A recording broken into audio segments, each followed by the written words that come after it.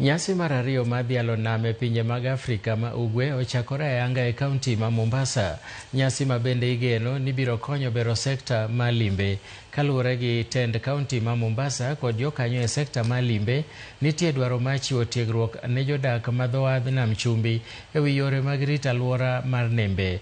Riwruok mar Kenya Coast Guard e gwengego bende dwaro ni mondo jogo malimo gwengego makadho wadh nam chumbi mondo luw chike matayo kuonde ma gilimo.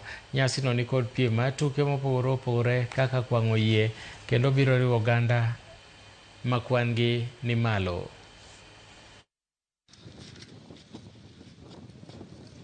Kasa wengi walikuwa wanapanda katika fuo zetu za bahari, lakini kwa sababu kuna utafiti ambao tumekuwa tukiufanya miaka kadhaa iliyopita, ni kwamba takataka zimekuwa nyingi, hasa zikiwemo hizi za plastiki.